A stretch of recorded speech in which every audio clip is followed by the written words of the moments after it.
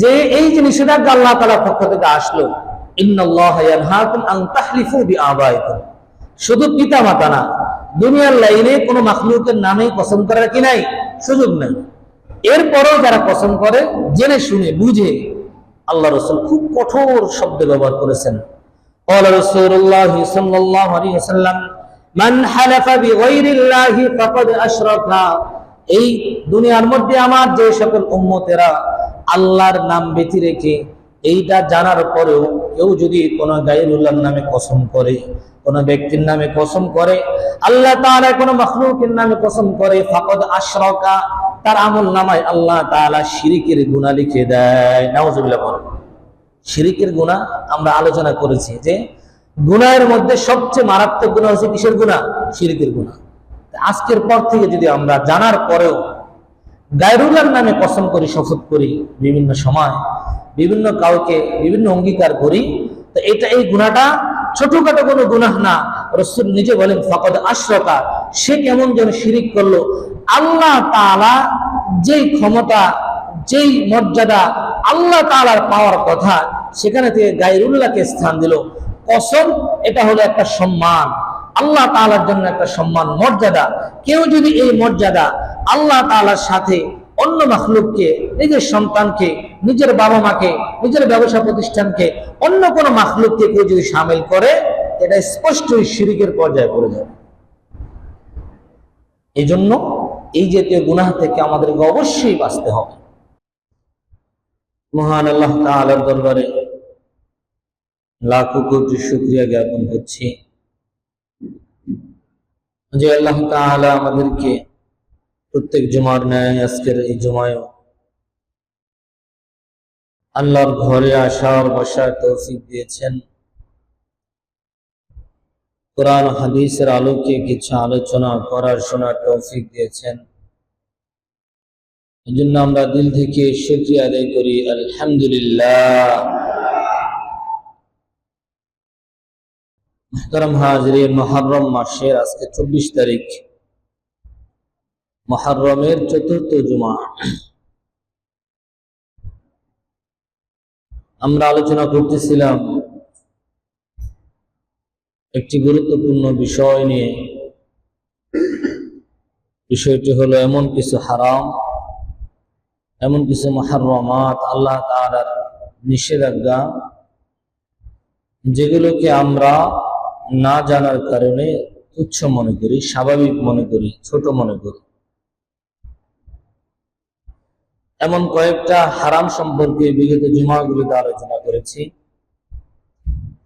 আজকের এই জুমা ইনশাআল্লাহ যদি সময় হয়, এমন দুইটা হারাম সম্পর্কে ইনশাআল্লাহ আমরা আলোচনা করব। বিষয়গুলো এতটাই গুরুতর যে কোনো না কোনো ভাবে আমাদের দৈনন্দিন জীবনে, সমাজে চলতে গিয়ে কোনো না কোনো ভাবে আমরা গুনাহের মধ্যে, এই গুনাহগুলোর মধ্যে লিপ্ত আছি। কোন গুনাহ, কোন পাপ থেকে বাঁচতে হলে আগে পাপ সম্পর্কে জ্ঞান থাকতে হবে, ইলম থাকতে হবে। আমি যদি নাই জানি যে আমার কাজটা হারাম না হালাল, তো তখন পার্থক্য করা সম্ভব না। এজন্য আগে আমাদের জানতে হবে, হালাল হারামের সীমানা আমাদের জানা থাকতে হবে। এরপরে যদি আল্লাহ তাআলার নামে চেষ্টা করি, তো আল্লাহ তাআলা এই গুনাহ থেকে বাঁচার তৌফিক দিবেন ইনশাআল্লাহ। আজকে আমরা আলোচনা করব গায়রুল্লাহর নামে কসম সম্পর্কে। কসম, আল্লাহ সুবহানাহু ওয়া তাআলা কোরআনে পাকের মধ্যে একাধিক জায়গায় তিনি কসম করেছেন। তা আল্লাহ তাআলা তিনি যেহেতু পরওয়ারদিগার রব্বুল আলামিন, জগতের প্রতিপালক, তো তিনি চাইলেই যে কারোর নামে, যে কোনো বস্তুর নামে, যে কোনো সময়ের নামে, আল্লাহ তাআলার সৃষ্টিকৃত যে কোনো মাখলুকের নামে তিনি চাইলেই শপথ করতে পারেন, কসম করতে পারেন। কিন্তু মাখলুক হিসাবে, আল্লাহর বান্দা হিসাবে আমাদের সেই সুযোগটা নাই। আমাদের যদি কখনো কোনো প্রয়োজনে কসম করতে হয়, শুধুমাত্র আল্লাহ তাআলার নামেই কসম করতে হবে, দ্বিতীয় অন্য কোনো সুযোগ নেই। সেই বিষয়ে আমরা পরে আসছি। আগে আল্লাহ সুবহানাহু ওয়া তাআলা কসম সম্পর্কে কোরআনে পাকের মধ্যে কি বলেন আমরা সংক্ষেপে একটু ধারণা নিই। আল্লাহ সুবহানাহু ওয়া তাআলা কোরআনে পাকে সূরা নাহলের 91 নম্বর আয়াতের মধ্যে বলেন,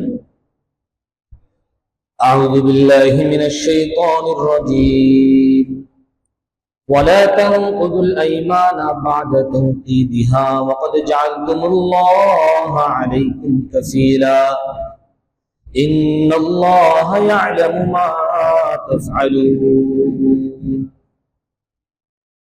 রব্বুল আলামিন বলেন, ওয়ালা তানকুদুল আইমানা বা'দা তাওকীদিহা ওয়া ক্বাদ জা'আলতুমুল্লাহা আলাইকুম কাফীলা। আল্লাহ তাআলা বলেন যে কসমের যে সিদ্ধান্ত যে আমি আল্লাহর নামেই কসম করতে হবে, এক্ষেত্রে ওয়ালা তানকুদুল আইমানা বা'দা তাওকীদিহা, কেউ যদি কসমকে মজবুত করো, ওয়াকাদ জাআলতুমুল্লাহা আলাইকুম কাফীলা, আর আমি আল্লাহকে তোমাদের বিপক্ষে তোমাদের পক্ষে যদি সাক্ষী বানায় নাও, এই কসমকে তোমরা ভাঙার কোনো সুযোগ নাই। কেউ যদি আল্লাহ তাআলার নামে কসম করে এবং কোন কাজ করার জন্য কাউকে অঙ্গীকার করে বা না করার ব্যাপারে অঙ্গীকার করে কসমের মাধ্যমে, তা আল্লাহ তাআলা বলেন ওয়ালা তানকুদুল আইমান, এই কসমকে তোমার পুরা করতে হবে, কসম ভাঙার কোনো কি নাই, সুযোগ নেই। এটা আমাদের অনেকের কাছে এটা সাধারণ মনে হয়, কিন্তু আসলে এটা বড় একটি গুনাহের কাজ, হারাম কাজ, কবিরা গুনাহের কাজ। আল্লাহ বলেন আমি আল্লাহর নামে কৃত কসম লা তানকুদু, তোমরা ভাঙার ক্ষমতা নেই। যদি কেউ কসম ভাঙে, কসম করে অমুক কাজ করবো অমুক কাজ করবো না, এরপরেও যদি কেউ করে, তা আল্লাহ তাআলা তার জন্য শাস্তির ব্যবস্থা রেখেছেন দুনিয়াতেই। কয়েক ধরনের শাস্তি তার জন্য আল্লাহ তাআলা নির্ধারণ করেছে, আর আখিরাতে আল্লাহ তাআলা অবশ্যই তাকে আযাব দিবেন। অন্য আয়াতের মধ্যে রব্বুল আলামিন বলেন, লা ইউআখিযুকুমুল্লাহু বিল্লাগwi ফি আইমানিকুম ওয়ালাকিন ইউআখিযুকুম বিমা আকাদতুমুল আইমান ফাকাফফারাতুহু ইতআমু 10 মাসাকিন। আল্লাহ সুবহানাহু ওয়া তাআলা বলেন, দুনিয়ার জীবনে চলতে গিয়ে, সমাজে চলতে গিয়ে, মানুষের সাথে মিশতে গিয়ে যখন তোমরা কসম করার প্রয়োজন অনুভব করবে, লা ইউআখিযুকুমুল্লাহু বিল্লাগwi ফি আইমানিকুম, তোমাদের যে সকল অনর্থক বেহুদা কসমগুলো রয়েছে, আমি আল্লাহ সেগুলোর কারণে কোনো শাস্তি আরোপ করব না দুনিয়াতে। অনর্থক কসম কি? অনেকে মা বাবার নামে কসম করে, সন্তানের নামে কসম করে, আছে না? এমন আছে কিনা? অনেকে মসজিদে ঢুকে কসম করে, মসজিদ ঘরে বসে বললাম। অনেকে সন্তানের মাথায় হাত রেখে কসম করে, অনেকে ব্যবসা যে ক্যাশ আছে ক্যাশ ধরে কসম করে। এই নানান রকমের কসমের প্রথা প্রচলন সমাজে আছে কিনা? ব্যাপক হারে আছে। আল্লাহ বলেন এগুলো হলো লাঘব কসম, অনর্থক কসম। আমি আল্লাহ এর জন্য কোনো শাস্তি দুনিয়াবি লাইনে কোনো শাস্তি নির্ধারণ করি নাই, তবে এই কাজটা মারাত্মক ধরনের গুনাহের কাজ। দুনিয়াতে কসম ভাঙলে, কসম আদায় না করলে আল্লাহ তাআলা কয়েকটা শাস্তি রেখেছেন, আমরা সামনে আলোচনা করব। কিন্তু অনর্থক কসম যদি কেউ করে, এই জাতীয় শাস্তি যদিও নেই, কিন্তু আখিরাতে আল্লাহ তাআলা মারাত্মকভাবে পাকড়াও করবেন। এবং এই জাতীয় কসম যারা করে, এদের জন্য রাসূলুল্লাহ মারাত্মক হুঁশিয়ারি দিয়েছে।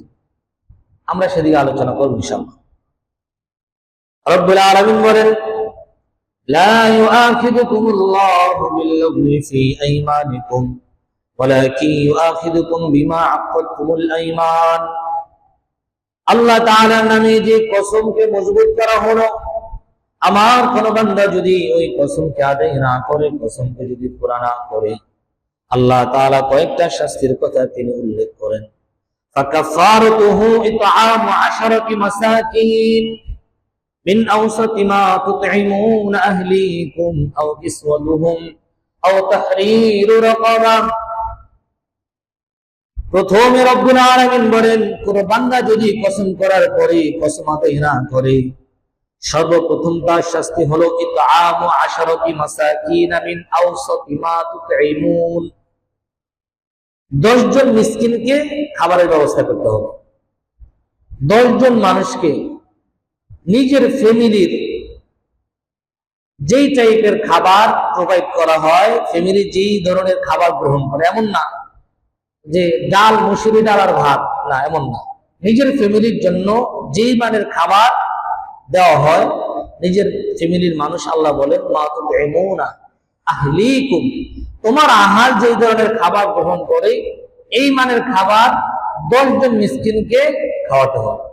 কেউ যদি কসম ভঙ্গ করে, কসম ভঙ্গ বলতে কেউ বলল আল্লাহর নামে শপথ করে বলল যে আল্লাহর কসম আমি অমুক কাজটা করব, কিন্তু সে কাজটা করে নাই, অথবা বললো অমুক কাজ থেকে আমি বিরত থাকবো, কিন্তু সে কাজ থেকে বিরত থাকলো না, তো সর্বপ্রথম তার দুনিয়ার লাইনে শাস্তি হলো 10 জন মিসকিনকে খাবার খাওয়াতে হবে। যদি সে সক্ষম না হয়, দ্বিতীয় নাম্বার পন্থা আও তাহরীর আও কিসওয়াতুহুম, খাবারের ব্যবস্থা না হলে এটা আরো ব্যয়বহুল, তাদের পোশাক আশাকের ব্যবস্থা করতে হবে। 10 জন মানুষের পোশাকের ব্যবস্থা, এটা কিন্তু আল্লাহ তাআলার বিধান, ফরজ, আবশ্যক। কেউ যদি কসম ভাঙে তার জন্য এটা আবশ্যক, এটা অবশ্যই তাকে পালন করতে হবে।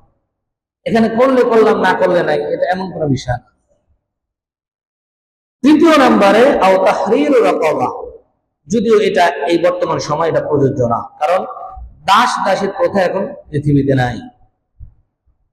চতুর্থ নম্বরে রব্বুল আলামিন বলেন ফামান লাম ইয়াজিদ ফাসিয়ামু সালাসাতি আইয়াম, আমার কোন বান্দা যদি খাবারের ব্যবস্থা না করতে পারলো, পোশাকের ব্যবস্থা না করতে পারলো, কোন গোলাম আজাদ করতে পারলো না, 4 নম্বরে একটা অপশন রয়েছে ফাসিয়ামু সালাসাতি আইয়াম, সে টানা 3 দিন আল্লাহ তাআলার জন্য রোজা রাখতে হবে।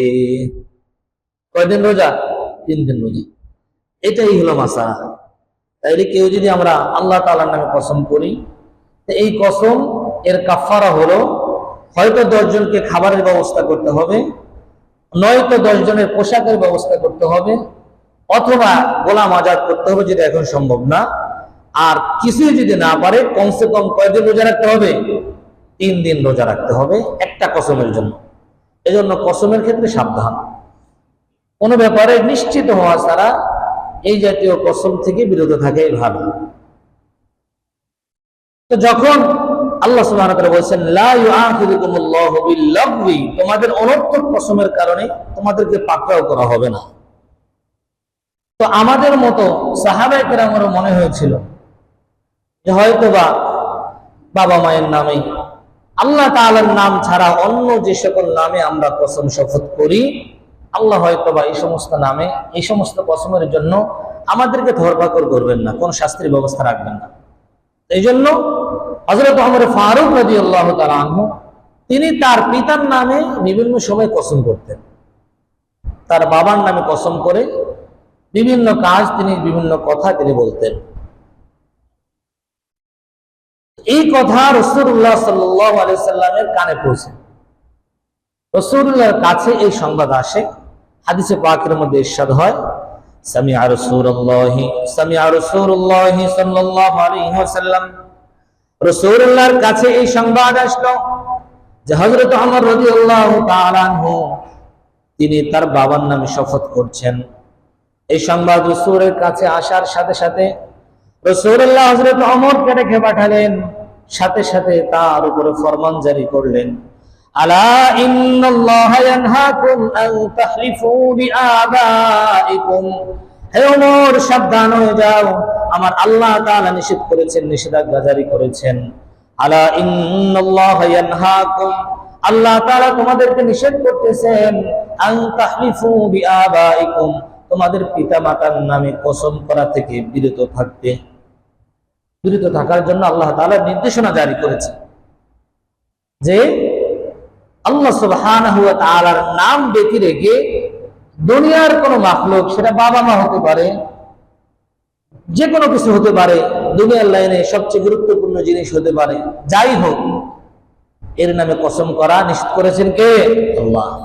এবার রাসূলুল্লাহ বলেন, মান কানা হালিফান ফালইহলিফ বিল্লাহ, তোমাদের মধ্যে যে কারোর কসমের প্রয়োজন হবে, শপথের প্রয়োজন হবে, সে যেন স্বয়ং আল্লাহ তাআলার নামে শপথ করে।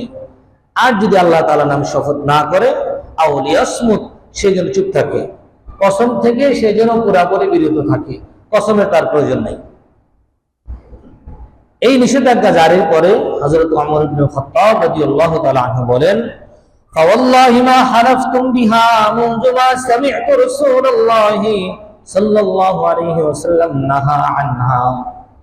ওমর ফারুক বলেন, যেদিন রাসূলুল্লাহ এই ফরমান জারি করলেন যে আল্লাহ তাআলার নাম ছাড়া অন্য কারো নামে কসম করার কোনো সুযোগ নাই, হযরত ওমর বলেন, ওই দিন থেকে আমি মৃত্যু পর্যন্ত আর কখনো গায়রুল্লাহর নামে কসম করি নাই। সুবহানাল্লাহ। তারা এইভাবে মানছে, যেন আমাদেরকে এইভাবেই মানতে হবে। আজকের এই আলোচনা শোনার পরে, কসমের ব্যাপারে এটা জানার পরে, যে সন্তানের নামে কসম করা যাবে না, ব্যবসা প্রতিষ্ঠানের নামে কসম করা যাবে না, এইভাবে কারোর মাথায় হাত রেখে মা বাবার নামে আরো বিভিন্ন লাইনে যে সকল কসম আমরা সাধারণত করি, এগুলো করার সুযোগ নাই। এই কথা জানার পর থেকে আজকের দিন থেকে আমল শুরু করতে হবে। লাইটটা দিয়ে দাও। আজকের দিন থেকে যদি আমল শুরু করি, তবে সাহাবায়ে কেরামের মতো আমাদেরকে আল্লাহ তাআলা মর্যাদা দান করবেন।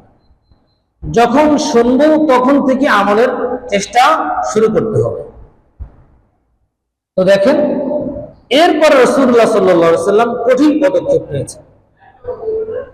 রাসূলুল্লাহ সাল্লাল্লাহু আলাইহি ওয়াসাল্লাম বলেন, এই নিষেধাজ্ঞার পরেও আমার যে সকল উম্মত গায়রুল্লাহর নামে কসম করায় ব্যস্ত থাকবে, নানান সময় গায়রুল্লাহর নামে তারা কসম করবে। বসেন, কি একটা ফাওকা গ্রাম শুরু করছে, এদিকে খেয়াল করুন। আলোচনার মধ্যে এই জাতীয় কাজ করলে মনোযোগ নষ্ট হয়, সবার মনোযোগ নষ্ট হয়। আল্লাহ তাআলা হেফাজত করুন। তো আল্লাহ রাসূল সাল্লাল্লাহু আলাইহি ওয়াসাল্লাম বলতেছেন, এবার বিগত দিনে যারা এই কসম করেছি, এই গুনাহে যারা লিপ্ত হয়েছে, তাদের কি করণীয়? ক্বালা রাসূলুল্লাহ সাল্লাল্লাহু আলাইহি ওয়াসাল্লাম, মান হালাফা ফাকালা ফি হালফিহি ওয়াল্লাত ওয়াল উযযা ফালইয়াকুল লা ইলাহা ইল্লাল্লাহ। রাসূলুল্লাহ জানায় দেন, আমার কোন উম্মত যদি না জানার কারণে ভুলবশত এইভাবে গায়রুল্লাহর নামে কসম করে ফেলে, এক কথায় যদি লাত উযযার নামে সে কসম করে ফেলে, সাথে সাথে তার করণীয় হলো আল্লাহ তাআলার কাছে তওবা করবে এবং নতুন ভাবে আল্লাহ তাআলার প্রতি ঈমান আনবে, বলবে লা ইলাহা ইল্লাল্লাহ, হে আল্লাহ আপনি ছাড়া কোনো মাবুদ নাই, এই যে কাজ করেছি এটা বড় পাপের কাজ করেছি, আমাকে মাফ করে দেন। এক কথায় সে তওবা নসুহা করে নেবে, লা ইলাহা ইল্লাল্লাহ পাঠ করবে, আল্লাহ তাআলার সাথে আল্লাহ তাআলার উপর তার ঈমানকে আবার নবায়ন করতে হবে। চিন্তা করেন কতটা কঠিন কাজ। নতুন করে লা ইলাহা ইল্লাল্লাহ পাঠ করে আল্লাহ তাআলার কাছ থেকে পরিপূর্ণভাবে ক্ষমা প্রার্থনা করে নিতে হবে, তওবা নসুহা করে নিতে হবে। এজন্য এই জাতীয় কাজের মধ্যে, এই জাতীয় অভ্যাসে যারা আমরা আক্রান্ত, আজকের পর থেকে ইনশাআল্লাহ এই জাতীয় কাজ ছেড়ে দিতে হবে ইনশাআল্লাহ। আল্লাহ তাআলা আমাদের সকলকে আমল করার তৌফিক দান করুন, সকলেই। কারণ এটা অনেকেই করে, অনেকেই মানে জেনে না জেনে, বুঝে না বুঝে এরা করে ফেলে, এই যে কোনো সময় কসম করে ফেলে। এই জন্য এই জাতীয় কাজ থেকে আমাদের বাঁচতে হবে।